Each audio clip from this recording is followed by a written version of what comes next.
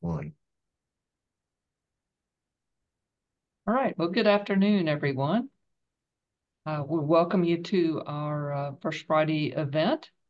So it's been a busy couple of weeks for a number of us. I know Bill and I did some visits in DC a week, 2 weeks ago, I guess now. So you'll see follow up from some of those meetings in his Monday Minutes in a series, and you'll get to hear more from me at a later date about some of those meetings. In addition, a number of us have been to Carrot recently and enjoyed conversations and guidance from APLU on the conversations that our Carrot delegates would be having related to capacity. So it was a very well done event, and I hope many of you had successful meetings on the Hill to follow that.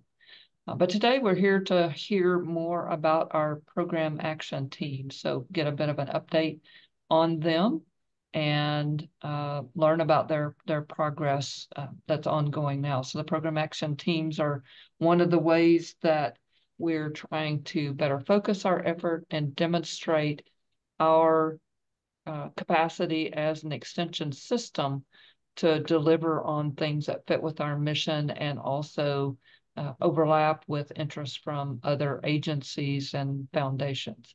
So let's advance a slide, if you will, please. Don't know if I have control. Yeah.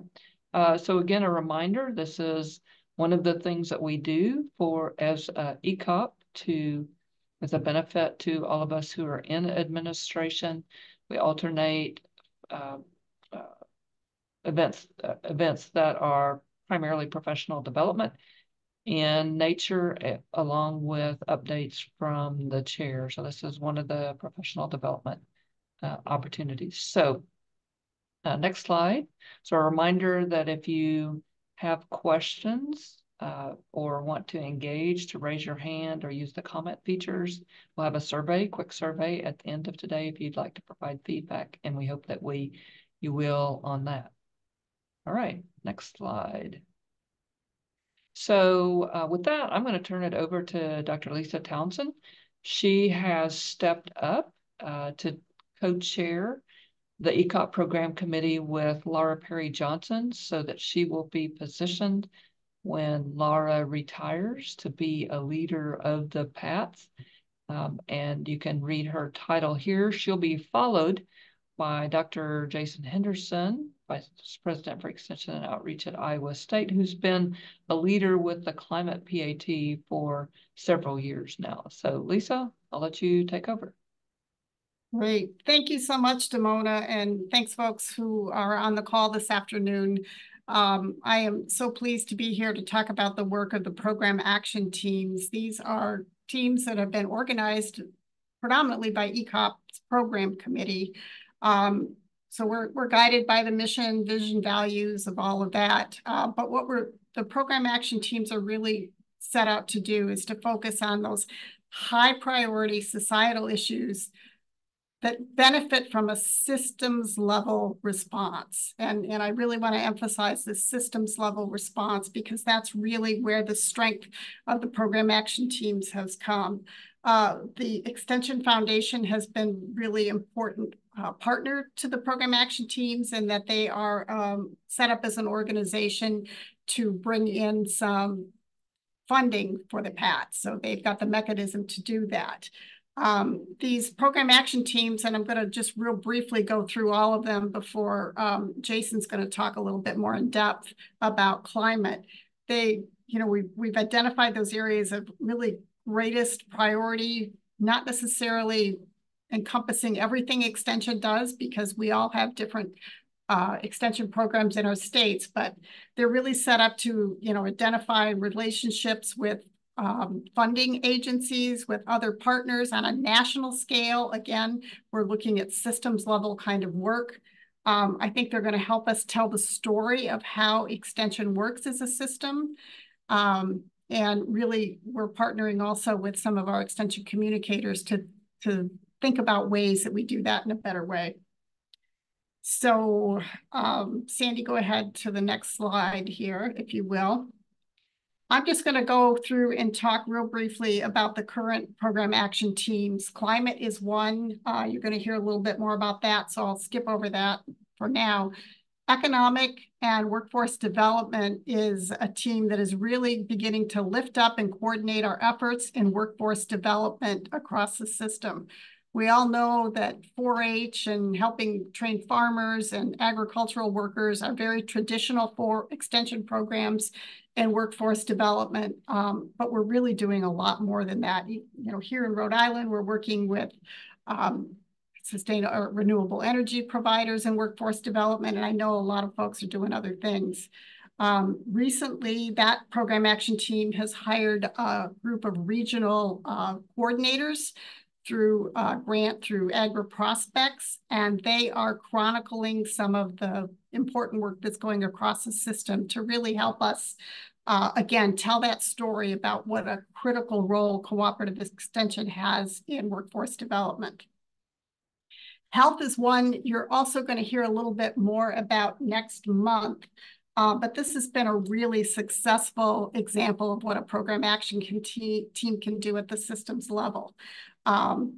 They have been really doing pivotal work in vaccine education, working in mental health, youth health, maternal health now. Funding partners include CDC and the Robert Wood Johnson Foundation. Now, these are two organizations that several years ago we might not have thought as funding partners for extension, but they have been very important funding partners.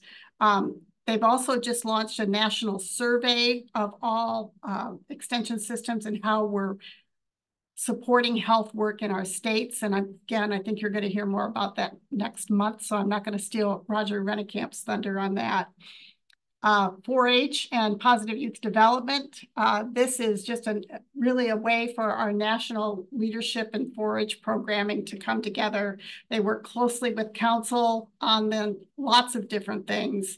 And they've actively been collaborating with some of our Pacific Island institutions, as well as College of Menominee Nations, and how do we implement 4-H work and 4-H programming at those institutions. Currently also working on a 4-H equity plan that I suspect you'll hear more about at some point. Next slide, Sandy. And I'll talk about the next one, which is urban ag and food systems. By the way, the names you see here are just names of people who are providing leadership for these program action teams. These program action teams are really open to anyone across the system who are interested in working with them, but they're all staffed by at least one extension director or leader and a NIFA liaison as well. Urban ag and food systems, this program action team is doing some work with, just as you might expect, our urban agriculture folks. Right now, they're looking at a survey around soil testing and how can we develop tools that might be a little more applicable for urban agriculture systems. They're also identifying what training materials are out there already, what have been developed, what can be used in different places. And they're just really trying to catalog all of those various resources that Extension has put together for urban agriculture and food systems. Broadband and infrastructure, this program action team is really all about continuing to ensure our rural and remote places have good access to broadband. Certainly these supports workforce development, and that, you know, we've got lots of internet businesses that are now able to function well because they have to have broadband. They have worked very closely with the Southern Regional Rural Development Center as well to do that programming. The Diversity, Equity, and Inclusion Program Action Team is focused a lot on coordination and professional development for extension educators, although that's not exclusively what they do. They've just launched a community of practice that folks can be part of, and really, again, are kind of cataloging resources that are high quality to provide training and professional development and support to extension programs that are to really help us focus a little bit more on diversity, equity, and inclusion. That's been particularly important, I think, recently, where some states are having discussions about what they can and can't do and provide training. So this is a national, again, system level program action team. Food systems and food waste is our newest program action team. It's still developing their scope of work. And while it might seem very similar, and in some ways it is, to the urban ag and food systems, they're really looking at food systems across all sectors, not just urban. And food waste is becoming a more important topic. And this can be anything from composting to the work that we're doing with food pantries and gleaning vegetables to back to food preservation, so that folks are not wasting food because they're able now to preserve it. So this has become a more critical program area for extension. So I know there may be additional questions about some of these teams. I think our goal is to have somebody from each of these program action teams speaking at one of these Friday afternoon scheduled sessions. So you'll hear more about that. If anyone is going to be attending PILD upcoming meetings, there will also be people from each of these program action teams kind of leading a section here. So there's lots of ways to get more information on this. We will also include a link to the website that has all the information about our various program action teams as well. So while we're waiting for Jason, does anybody, or if Jason's on, we'll turn it over to him. But if there's any questions, I'm happy to field questions here for a minute.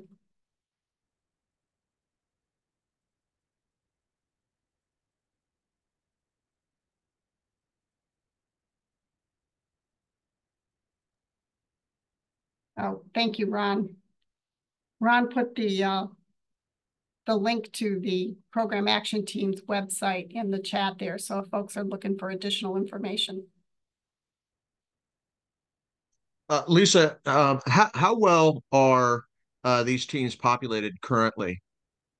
Is it measured in the dozens? Is it measured in the? It depends upon the team. For example, the health program action team, I think Roger has indicated that there are several hundred people that have been engaged one way or the other with that one. I have been part of the diversity, equity, and inclusion program action team. That has had anywhere from 40 to 60 sometimes. It just depends upon the day, of course, when we meet. And again, these are open to folks across the whole system, regardless of where you are, regardless of where you sit in the organization. The goal here is that anyone who's working in these areas and has an interest in contributing to kind of a system-wide response, they're welcome to join these teams. The other thing the Extension Foundation has done for us is created these connect sites for each one of the program action teams that would like one. So there's a way to be involved there, even if you're not part of their meetings and extending those programs. So it varies depending upon the program action team, but it's typically, yes, in the dozens.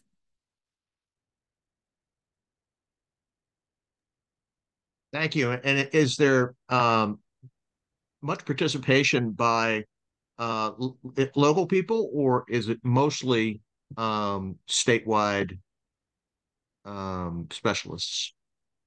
I'd say it's a combination of that. So the groups that I have been involved in, there have been some county-based folks as well as state specialists.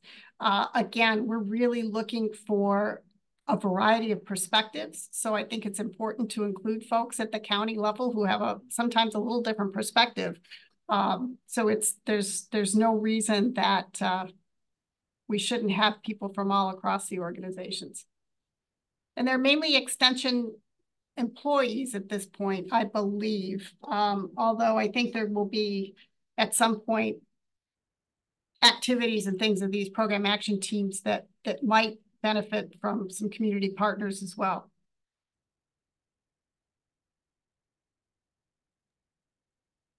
I'll just add a word of thanks again to the extension directors who have stepped up to be key liaisons in that. So I think what we've observed is that the more successful teams have an active extension director who's helping to provide leadership and kind of prompt that collaboration across the institution. So. Yeah, and the NIFA liaisons have been extremely helpful as well in providing that liaison with the right folks at NIFA. Yes. So we certainly are thankful for that as well. Yeah.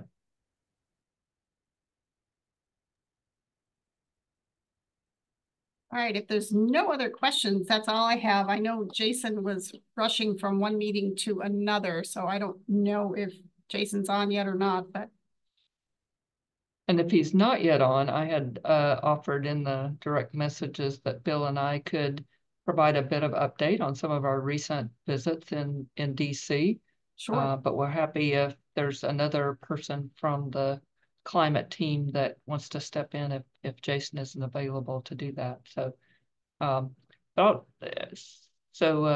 let Bill chip in as he wants, but I'll just kick off by listing some of the agencies that we've been and my kind of takeaway from that. I shared a little bit of this in our ASRED meeting this morning, but we had meetings with the foreign food and ag service group within USDA's agencies that we visited with about some opportunities for collaboration with our extension professionals with international interest.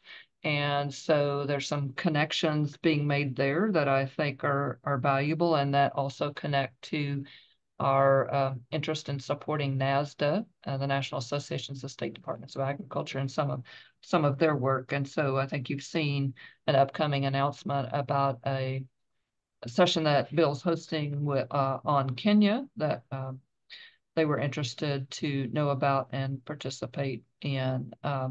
We met with a representative that's active in the food and nutrition security space within NIFA that's providing a variety of important connections there. So we look forward to some fruit from that meeting. We met with the USDA Tribal Relations Office.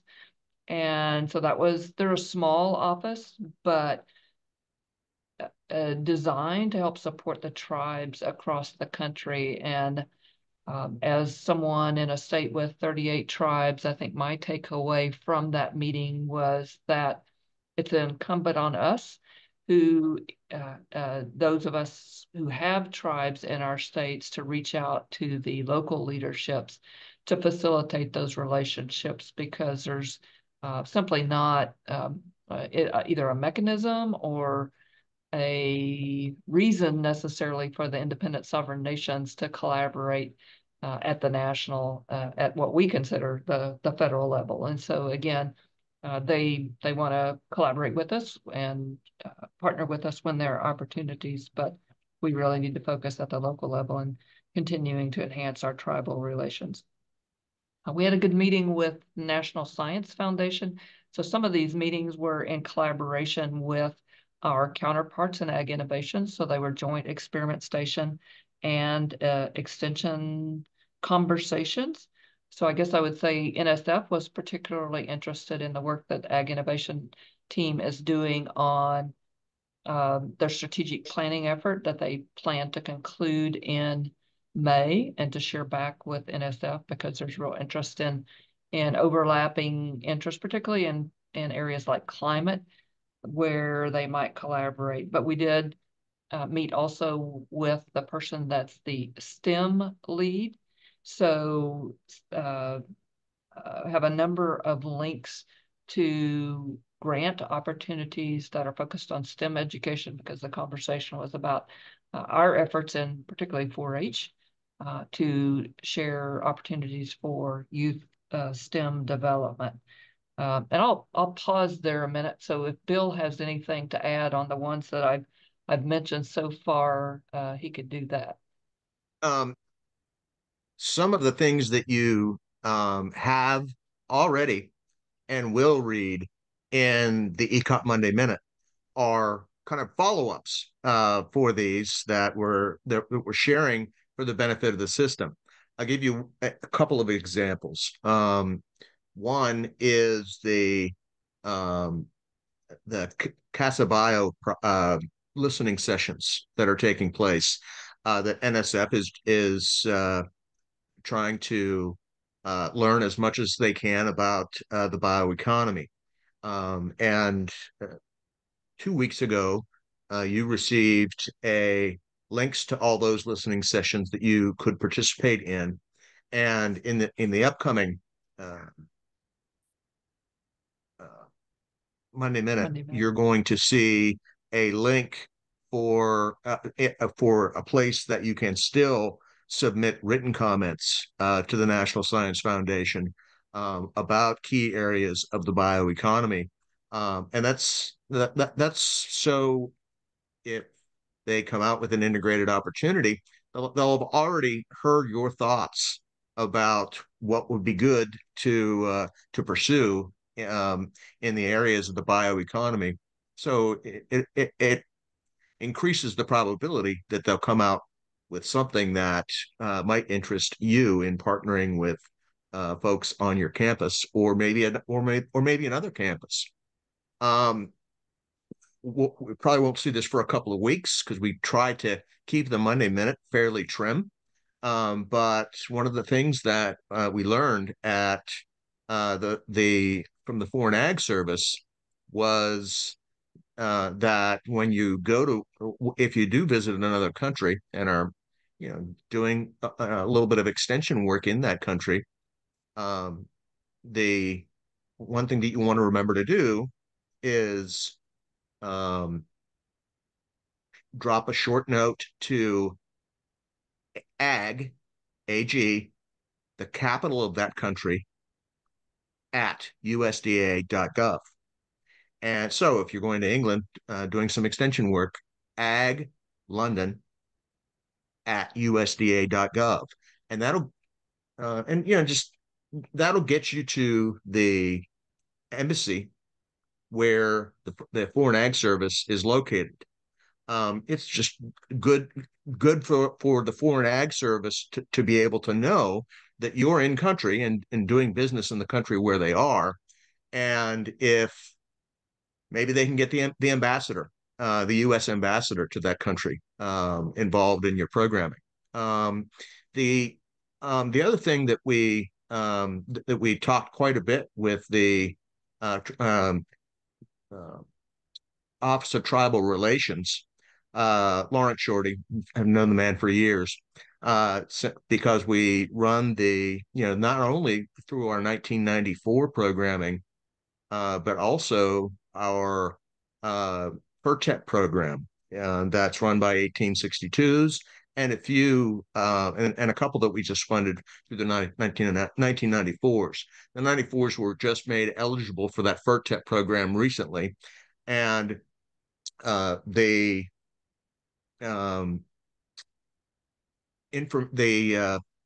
information that's delivered for federally recognized tribes by many of your states is just dynamite. And so we wanted to make sure that we shined a light on that program as well. I think I got a couple more, but I don't want to get ahead of you, Damona. So why don't you talk to them about the Economic Development Agency and the Department of Energy and a couple others. Okay. The next one I had on my list was the EPA Ag Advisor. So it's a relatively new position within the Environmental Protection Agency. And so that was a good meeting in that, he's very aware of Extension IPM educational efforts, is a different kind of voice. I think the only independent advisor for an industry within EPA. And so one of the topics that he was particularly interested in that we mentioned was the work that's going on within the extension with respect to artificial intelligence. And so most of you know that the Extension Foundation and their work to pilot an extension bot started with the California IPM web page. They built up, there's a dozen or more states now providing information to inform the bot that then derives answers to questions from the fact sheets and the publications that we have on our website, so that the responses are research informed.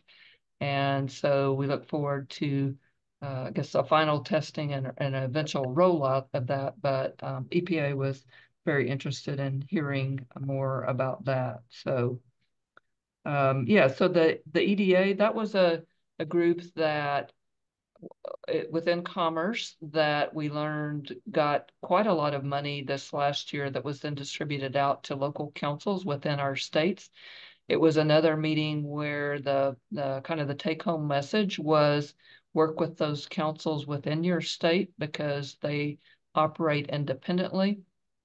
There's not within a state, an organization that coalesces the missions of those independent councils, nor is there an effort at the national level to do that. And so they provide funding that's distributed out through the councils. They weren't, I guess, optimistic about another giant influx of money, but shared that each state got $1 million last year that was distributed within the individual states. I've since learned where I think the $1 million that came to Oklahoma went, but at the time I hadn't heard very much about that. So, so that was an interesting stop.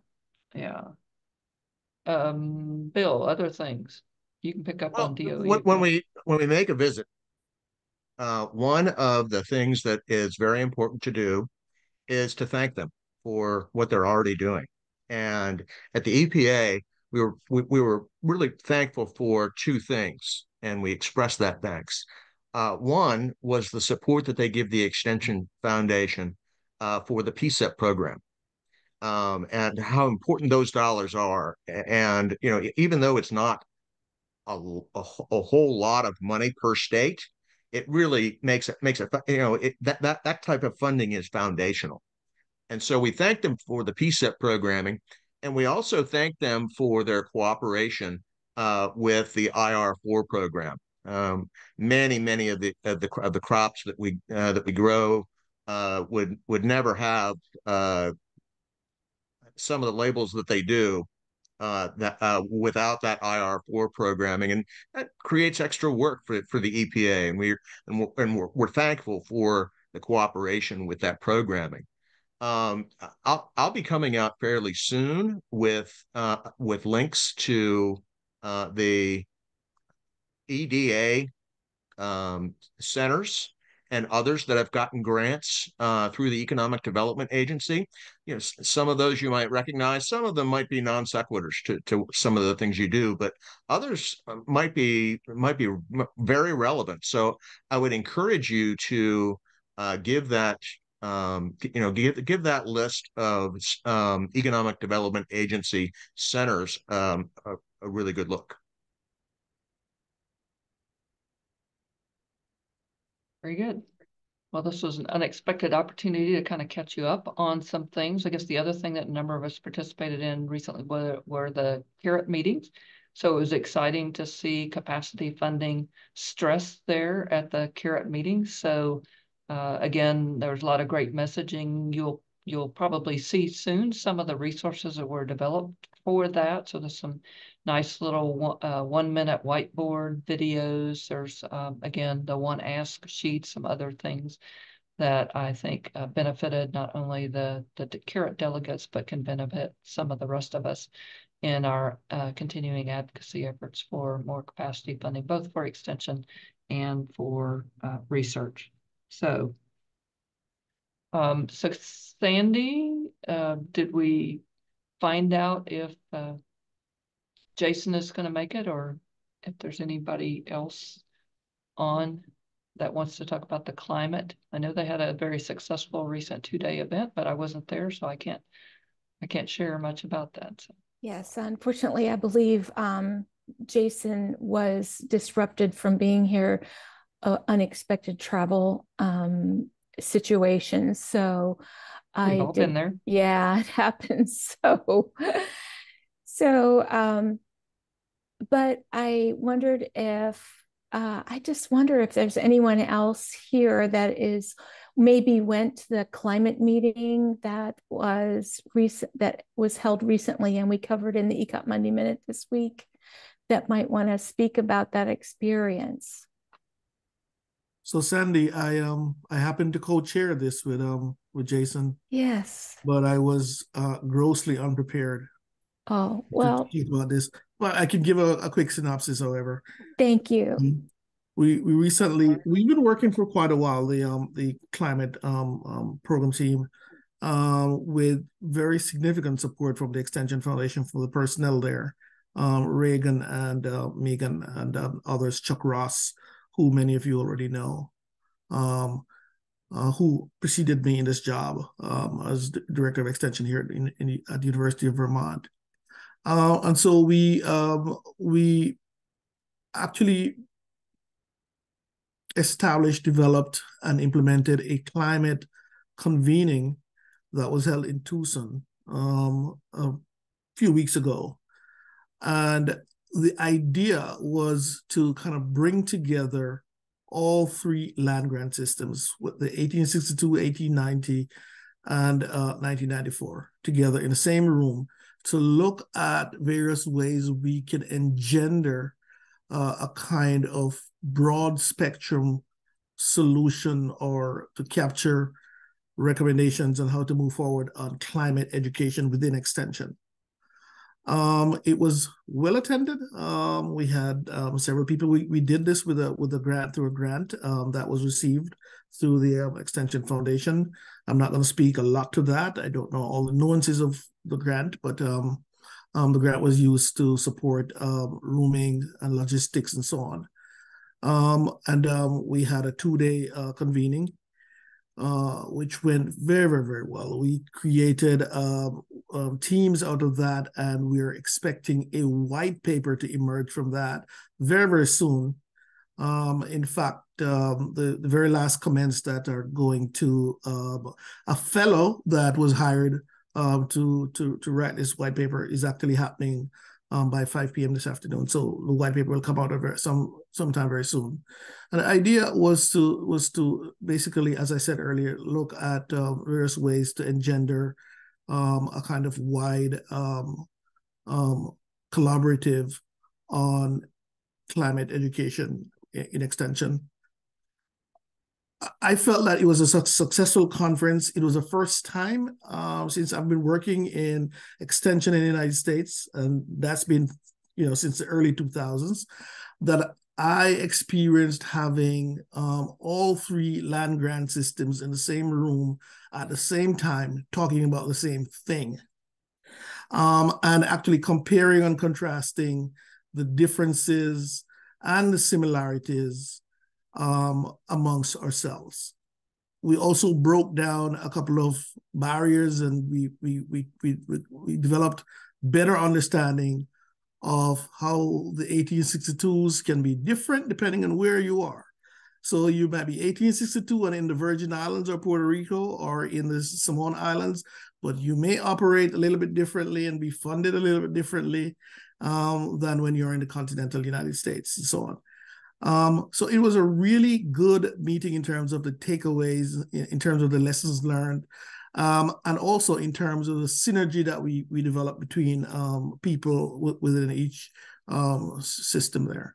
I was very happy to be there and part of that.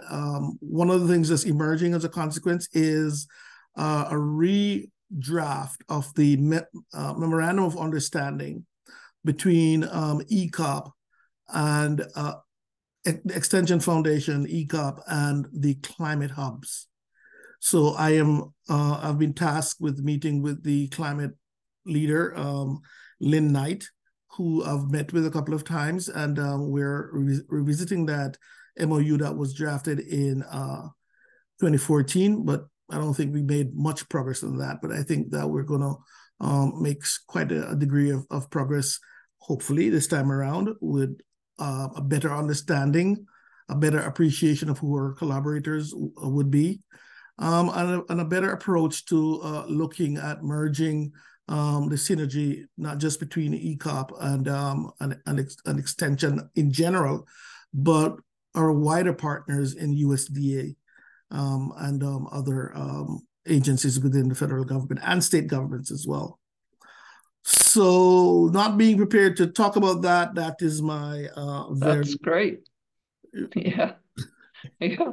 Thanks, Great Roy, job, for Roy. stepping up. I mean, I think that's an incredibly useful update. I mean, in terms of those agreements with the climate hubs, if nothing else came from that.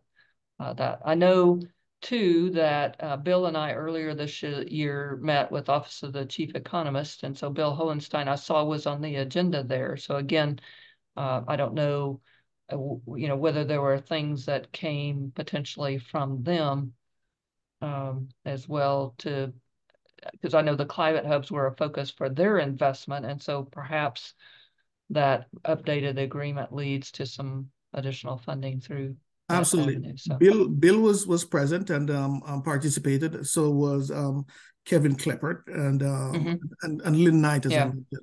And they certainly contributed. They stayed at the convening for the 2 days and participated, and were very, very fundamental to the conversations that emerged as a result. Yeah, that's great.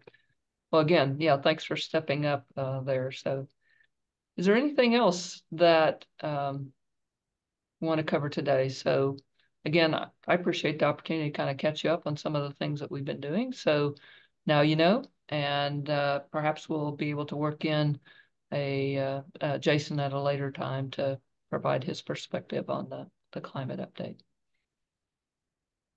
The only other thing that I'll chime in on is that one meeting that we recently had was with the new 1890 Foundation chair or executive director, and that's Jewel Bronau. She recently served as the Deputy Secretary of Agriculture. That's the number 2 person in the department. It's essentially the chief operating officer, but for many, many years, she was involved with and including as dean of Virginia State University. And she really gets how important capacity funding is. And so when she was telling the story that's at the secretary's level that why don't we take some money out of capacity and put it into competitive? And she would visibly shudder, and the secretary would say, give the deputy secretary what she wants. And so I said, that's funny, Dr. Bronau. I would do the same thing at the REE level and the NIFL level. And so I think that particularly after her 1-year cooling off period from being in the department, she is going to be a real asset to cooperative extension and as you know, with the 1890 Foundation. And so just wanted to throw that in there as one of the other real successful meetings that Damona and I have had recently. Yeah. So again, if there are others that you all think of, potential meetings that you think of, we anticipate that we might be able to do some more things via Zoom in the future to, again, build out our relationships with different kinds of people and different agencies. So, well, thank you all for your time this afternoon. Again, we'll look for an opportunity to connect with Jason again later. Okay, Sandy's going to pop up the survey. So again, any suggestions you might have for future Fridays, we'd look forward to your contributions to that. So, all right, thanks everyone. We'll see you again soon.